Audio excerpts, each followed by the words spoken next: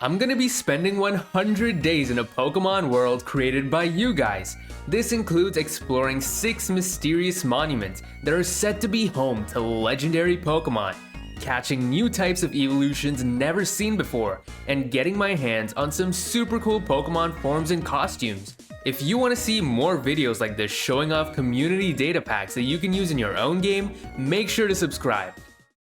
With a brand new journey comes a chance to rise to the top with a new starter.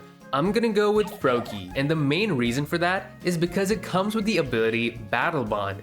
So once it becomes a Greninja, we can go a step further and get Ash Greninja, which was one of the best things to come from the anime. On top of that, it is one of the few Pokemon that has a battle stance. Yeah, you just know he means business. And so I began exploring the world, trying to get some resources like apricorns and copper, as I would eventually need them to craft some Pokeballs. But along the way, we came across some goofy Pokemon like Sandshrew that just so happened to take a nap at the worst time possible. And then we laid our eyes on Scovillain, which is a constant reminder to me of how much of a disappointment the first ever fire grass type was, don't you think? We found Drillbur! Look at the freaking clown! Once I caught sight of the goofy mole, I just knew it had to be mine, so I quickly smelted some ore and crafted the most premium balls known to man. No! It took Froakie down too! No, you are getting the ball. I do not care. Okay. Talking like a bad boy kind of works, you know? We have a second Pokemon to use, which becomes an absolute powerhouse. In the next few days, I collected a bunch of bone blocks that are a great way to farm up apricorns and found a random Thunderstone in a cave. I don't know what I'm gonna need it for yet, but I'm sure it'll come in handy. Quite the predicament I've gotten myself into, huh? With training being the focus, I built myself a healing machine, and that was soon followed up with Froakie's evolution into Frogadier. It learned Water Pulse and is a step closer to the fusion that we all want to see. But just a minute later, we went a step further and found an Eevee. Of course I'm gonna catch it, but what you don't know is that I've used an add-on that allows Eevee to evolve into any type possible. So while trying to achieve one of the conditions for Eevee to evolve into a flying type, I caught some fan favorites in Bagon, which was possible through a Dracomon pack, and Riolu. The special thing about Lucario is that it has a bunch of awesome costumes that you can apply to it. But before we even think of that, we're gonna have to evolve Riolu, which is gonna be a workout and a half since it requires high friendship. Oh my god. We just landed into a windswept hills biome, and this is important as Eevee can evolve here if it has a flying type move, and it just so happens that it can learn the move Mirror Move. Okay, it's time to reveal Arion. Oh damn, it's based on the clouds and it looks like a speedster. This thing gets some absurd moves later on, so just wait and watch. It's time to be... Oh, look at that, it's floating! Oh, that is so graceful. No, Arion, get back up. Get back up. You were doing so well before. Things kind of just flatlined, didn't they? On the road, I found an ocean monument, so I decided to grab some of them prismarine shards as I could eventually make an XP share. Then we ran into a Drillbur that may or may not be asleep. Or dead. Yo, wait a second, we just found a Zorua. Okay, we have to test out the illusion ability. Oh, that is so sick. It disguised itself as Arion and has all of its dark type moves. We then found ourselves in a swampy biome, and what I could do here is actually catch a Muck. Weirdly enough, it's one of the conditions to get a poison type evolution. Whoa, Annihilate is so sick. Looks like it came right out of a freaking movie, man. Okay, whoever designed this model, well, this is some top stuff, man. With the goal of exploring the legendary dungeons, I thought it would be a good idea to set a little home base for myself to store all my valuable items and also start an apricorn farm. I just planted one of each color, and this was really important as I'm gonna need stacks of Pokeballs if I'm gonna want to catch any of these legendaries.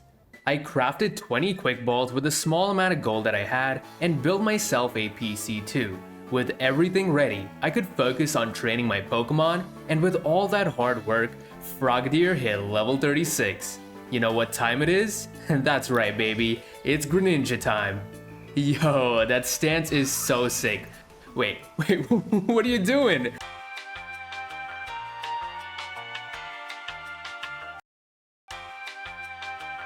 Ralts is a fairly uncommon Pokemon, so I was pretty happy when it spawned. It can sit on my shoulder too? This must be a dream come true, man. What a cutie. Too bad, but we do need a Curlia to go to the next level, and I think the ballerina twirls are just too good to pass up on. With that, my team was starting to come together, although my Riolu still kinda hates me. That friendship bar is not looking good. Soon after, we found our second Eevee, and you know what that means? We can evolve it into a poison type, so it just needs to be level 24 with a Muck in your party, and bam! We got ourselves an Acidion, which is very different to what I pictured.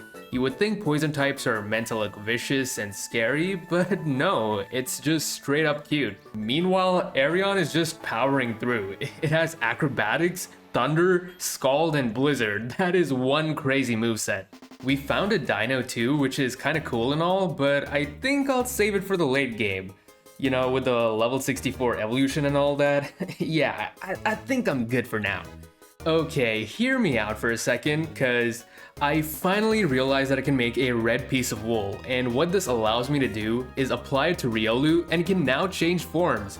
So now it's wearing a red scarf, which might not look like much, but it is a throwback to the Mystery Dungeon series, so I still love it. Tepig finally showed up, and I can't say this enough, it is so adorable. It looks so much better than the real games. Aw, it deserves to be on my shoulder, man, but what if I just evolve it right away? Oh god, no. We may have made a mistake. He's like, hey guys!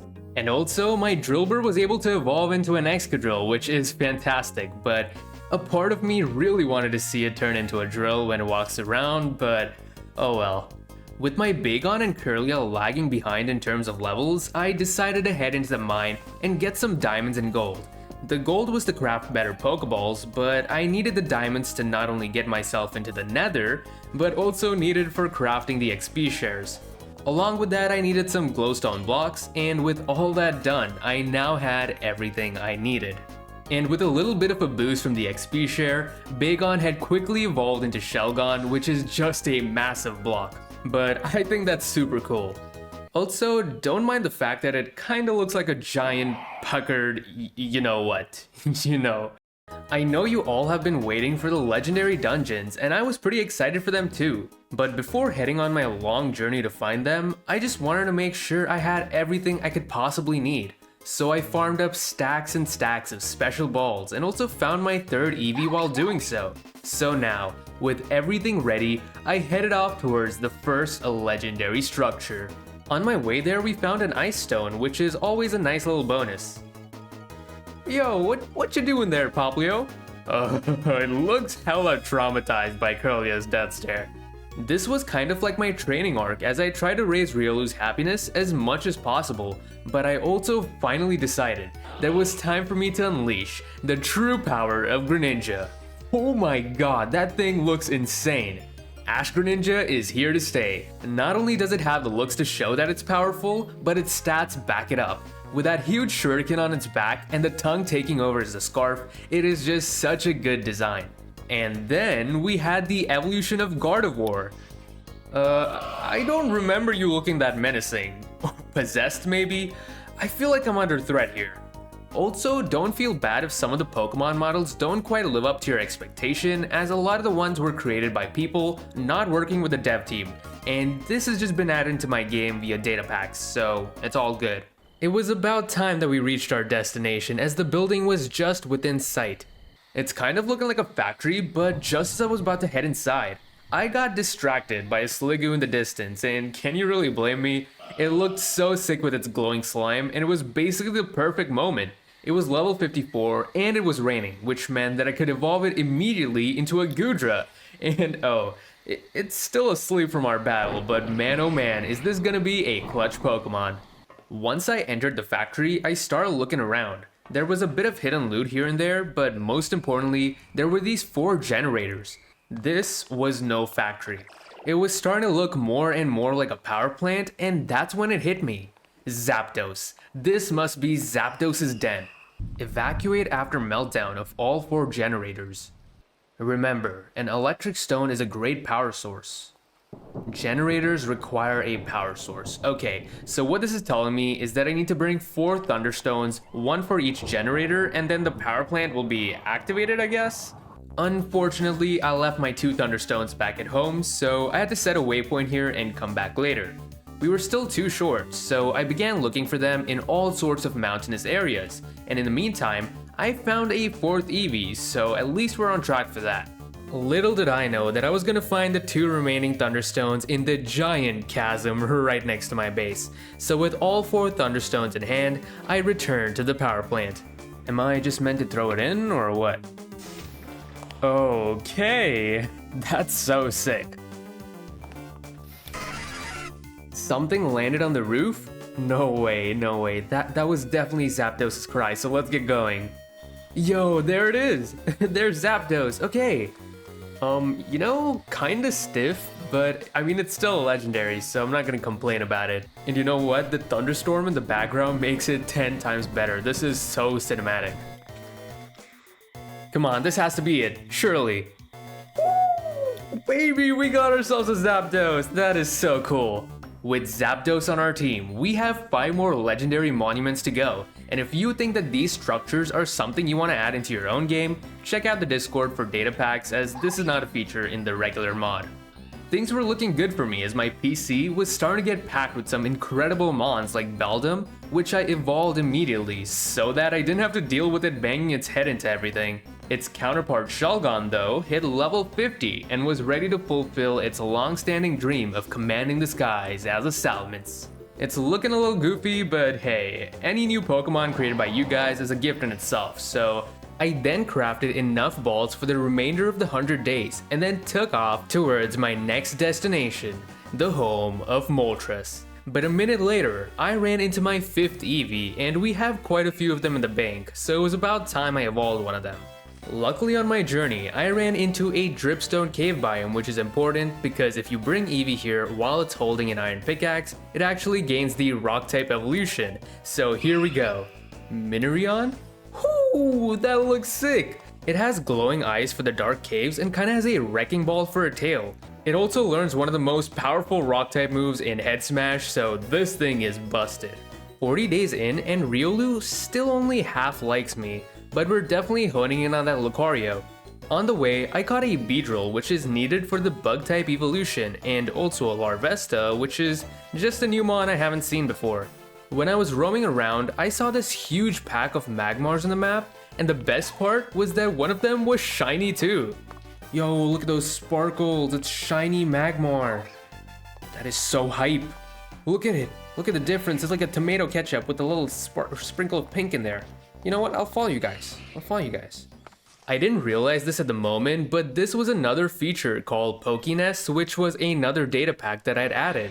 I'm gonna assume that it has higher shiny odds for the few Pokemon that spawn there, cause that was no coincidence. Riolu, get in the ding dang boat. I mean, if this doesn't increase your happiness, then I don't know what will. A day later, I found yet another Pokénest, but this time... Wait a second, people. Hold your frickin' horses. What is going on? Do you see the map right now? It's not one. It's not one! What? Shiny Charmander, and it's a frickin' horde of them. It's like a mass outbreak. Oh my god, there's a shiny Charmander there, and there's a shiny Charmander here. Okay, just freaking catch it, dude. Just shut the fudge up and catch it. Stop crying like a baby. For some reason, the 2 Charmanders had the exact same stats, so I thought it might be a bug, and decided to reload my game. And yep, I only have one of them now, but that's okay, cause it's still a shiny Charmander. Okay, if that's not it, then I don't know what to frickin' tell you guys. This legendary monument was surely the resting place of Moltres. It had some totem poles surrounding the area, along with a couple of huts. Inside, we found a few signboards explaining what to do.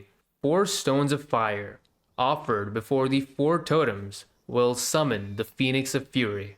Yep, we now had to get our hands on 4 Firestones. I already had one back home and found a second one within the chunked off section itself. Firestones spawn in deserts and mesas, so we were in the perfect place. Okay, surely there has to be one in here, right? It took quite a bit of time to check out the whole chasm, but eventually we found the stones we needed.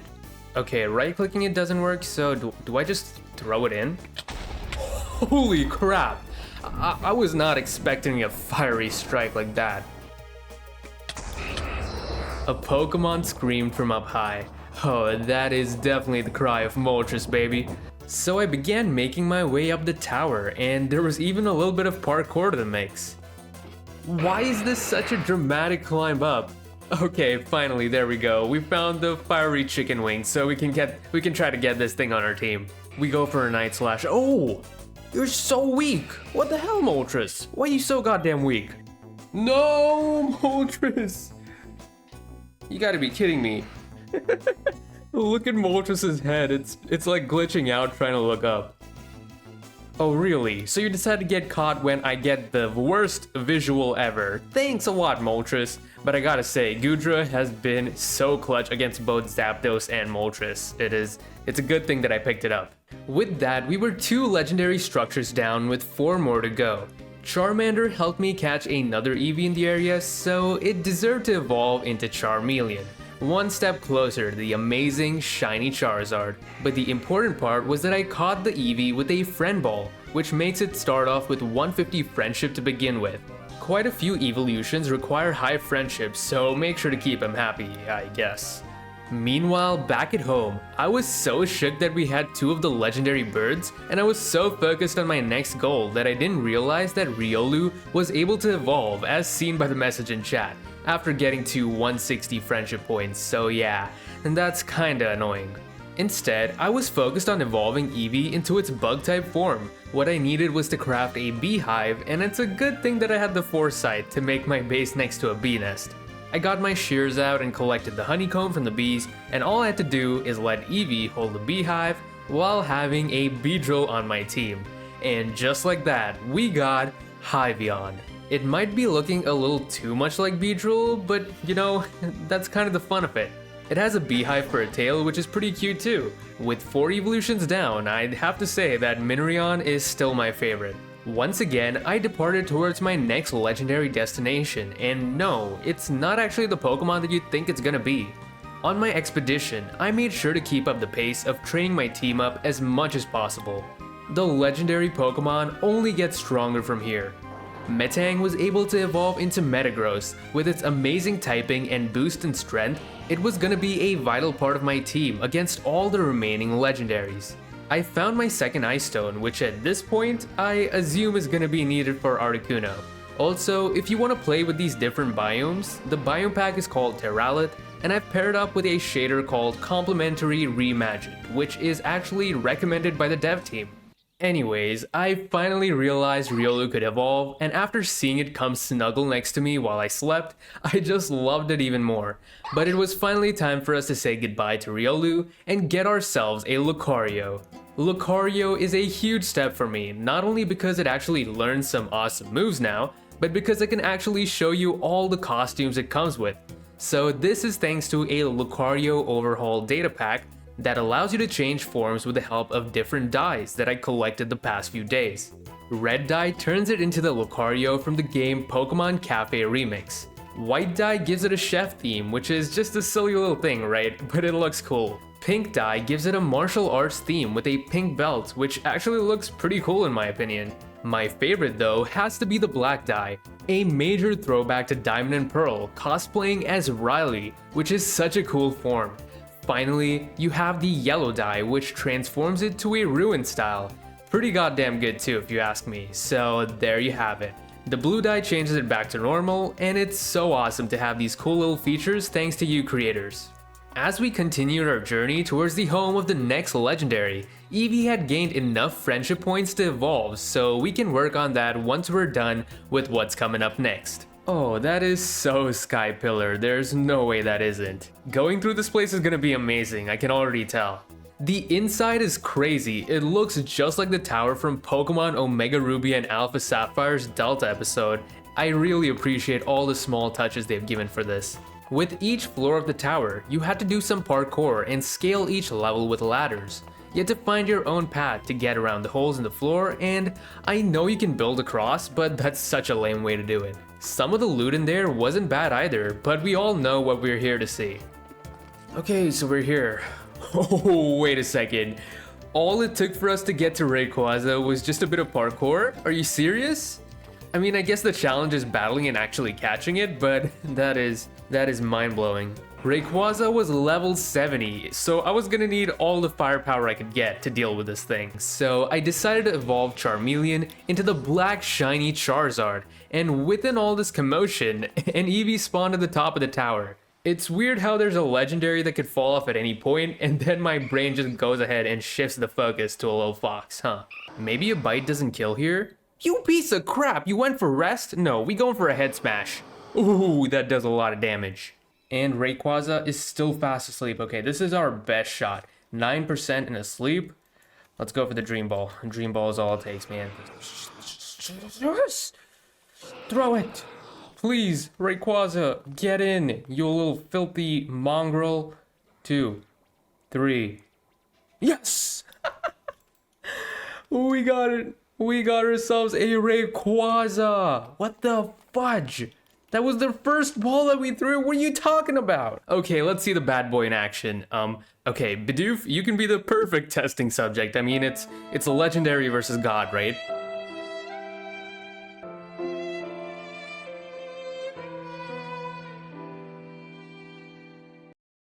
But with that done and dusted, we had conquered Sky Pillar. Our team has changed dramatically the last 10 days, and it's almost looking like the dream team. The only reason I'm saying it's almost like it is because one of my Eevees was now able to evolve by bringing it into a Sultan Valley biome with high friendship. The ghost type evolution was now on the cards, and there we go, Spectreon. This has to be the coolest one yet. It has that neon purple, which is so cool since it's just glowing all the time. Also, it being a ghost type with some pretty good moves meant that I had to make way for it on my team, that was for sure. I don't know why I didn't realize this sooner, but the steel type evolution is so easy to get. All it needs is to be holding a lever, which is literally just a piece of cobblestone and a stick. And finally just right click it with a redstone block. Automeon didn't have too much going for it, to be honest. It has an iron sight at the end of its tail and has the ability Battle Armor, which makes sense, but I guess it's still a good option when we take on Articuno. On my way to the ice cave where Articuno is set to be, we found an Axew and caught it as part of my mini quest to capture all the new dragons added. Okay, just straight up faceplants, huh? Volcarona? Okay. For some reason, you look too 2D, if that even makes sense. It looks too much like a sprite. Another thing that I completely forgot was the bonuses you get from Pokemon that sit on your shoulder. Like Pikachu here gives you a speed boost, so this would have been a lot more helpful if I had done this from the very beginning, cause these dungeons are thousands of blocks away. I then quickly evolved Axew into Fracture and then into a Haxorus. This thing looks like a beast and a half, and I just love that it's so much taller than me. It really puts things into perspective. This time I was prepared heading into the legendary structure. I picked up all the ice stones I needed on the way there, and also got an extra water stone which I used to craft a Mystic Water. It's an item that boosts water type moves, so that'll help out Greninja a bit. Whoa, okay. That is one massive ice tower. Where do I even start with this thing? This ain't the Lion King. Well, I started with the huge hole in the tower which had a path that dropped down into this underwater dungeon with mob spawners and annoying water pushing me around. When comparing this place to the other two areas for the legendary birds, I realized this wasn't the place. So here we are, in a completely new area, which is way more peaceful, so this is definitely the place. 4 sacred flames, turn them blue, extinguish the fire, with the power of frozen stone. So I made my way around the cave, throwing my ice stones in each one of the 4 sacred flames, and that's when it happened. A legendary Pokemon landed nearby. I just love the addition of the Pokemon cries as they spawn, it just makes it feel a lot more dramatic. And with that, Articuno was summoned before us. The majestic ice type couldn't put a scratch on Metagross, so with a few of my partners coming through, we were able to weaken it to 6%.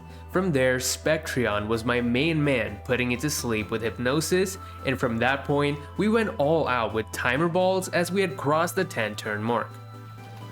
Yes! There we go! We just got ourselves an Articuno, which means we finally did it. I was able to capture the legendary trio, so that means we only have 2 more monuments left to go. The next place I was headed to was the Tree of Life. It was gonna be a long and tough journey, but I was curious as to what the summoning conditions would be for the Pokemon of Life. I came across some pretty amazing Pokénests of Lapras and Vulpix on the way there. I don't know why, but I was finding so many of these recently. I even found one for Eevee, so I grabbed 2 more from the pack, but unfortunately, didn't get any shinies from them. Or did I? It's a shiny Pidgey in all of its goldenness. You know what? This is actually a pretty decent list of shinies. The fighting type evolution was within my grasp. I had all the items I needed to craft a focus band. So once Eevee hits level 36 while holding the focus band, it can become a champion. Yo, this is one of the best ones. Are you kidding me? The size difference made it a force to be reckoned with, and with it having a punching glove for a tail, it learns all the elemental punches and has so much variety in its moveset. As we close in on the final stretch of this 100 days, we found the elusive Tree of Life. Well, in the games, I think the tree itself is Xerneas, but there's no way that's turning into a Pokemon. The Spirit of Life shall rise once again. Hold a totem that turns death into life in the left hand, hold a stone that shines bright like dawn in the right. Weirdly enough, it kinda makes sense to use a Totem of Undying, but the only way you can get one, as far as I'm aware, is to kill evokers. I'm not a Minecraft expert by any means. I already had a Dawnstone back at home, and I'm gonna be honest, it's not important how I got this Totem of Undying. Creative. But rather to give you the content that you guys deserve. Whoa, wait, the tree blossomed? Are you kidding me? Okay, Xerneas has been summoned, but where are you? Ah yes, Xerneas in its most natural form. Just because you're the Tree of Life doesn't mean you go get your head stuck up in one. Xerneas, for the love of God, please get in the ball, man. I don't have a lot of time left. I need to wrap this 100 days up. Boom jams, there we go. Xerneas is the 5th legendary down, which means that nobody can put a stop to us. So let's get going towards the final legendary structure. The final area I need to take on is the Team Rocket HQ, where a certain Pokemon is kept in the dark. I'm gonna try my best to get all the new evolutions in this data pack. The Deep Dark was one of the hardest places for me to find, but once I did, I didn't waste any time getting my hands on the Ground type evolution. It needs to be holding a lantern in this biome, and just like that, it was ready to evolve. Dungeon has a very cave-like design with a lantern for a tail, and somehow I think the cave didn't allow it for much growth, making it one of the weaker evolutions in terms of base stats. And if I'm right about this theory, then I really like the thought that they've put behind it. The next evolution was locked behind the doors of the End Dimension, so I had to craft some Eyes of Ender. With 2 Eevees in tow, I jumped into the world of the Ender Dragon, and I kind of forgot that it's the one mob that gets through peaceful mode. So yeah, bit of a surprise to see it, but what I wasn't expecting was this. Yo, what the fudge? Guzzlord? What are you doing here? I didn't know you spawned here. I didn't even know you were in the freaking game. No, Guzzlord! No, the dragon knocked it out, what the hell? Oh my god, this thing is so gigantic, so demonous. I love it. Okay, this is unreal. I have to have this thing on my team, man. Oh, come on, dragon. Just mind your own business. I gotta be honest, this is one of the best things to happen. I'm so glad I came to the end. You can find plenty of data packs with new Pokemon that aren't in the base mod yet, even legendaries and Ultra Beasts, so you can create your own journey and experience. The Dragon type evolution was now on the cards, and the fun fact about it is that it's even bigger than Champion, which is all the more reason to love it. Its moveset is the thing that's kind of confusing me, because first of all, how do you use Steel Beam? And second, aren't you weak to Blizzard? Here we are at the final boss room, the Team Rocket HQ. Now, there's only really one of two legendaries that I can think of that use this place as their home, or rather, are imprisoned here. And I reckon it's inside that huge glass casing. Hello? Master Ball, are you serious? I mean, I guess it would make sense that we'd find a Master Ball in Team Rocket's HQ. As I entered the main hall and got on stage, a mysterious voice echoed throughout the place. Release me. Defeat my 3 guardians. So I went to take down the 3 guardians, which were actually the Kanto starters. And to be fair, they were pretty strong, but my team was just way too good for them to keep up with. A sound of shattering glass could be heard nearby. It's time, guys. Whoa, look at the thing, it's shattered. What? Oh, and there's Mewtwo! No way, Mewtwo was the one in the cell. So the only 2 Pokemon that I could think of were either Mew or Mewtwo. Mew if it was being cloned, and Mewtwo if it was being generated, and that is what is taking place, I guess. Whoa! Level 80, okay, we gotta figure things out, because this is gonna be a battle and a half. No! Oh my god! Greninja! You're too strong for your own good. How did you do 97% of damage? Wait a second, I have a Master Ball. Let me use that. Why am I messing around? And that's that. We've captured Mewtwo at the brink of the 100 days with a Master Ball. So with that, we have completed all 6 legendary monuments, so we can bid this video adieu.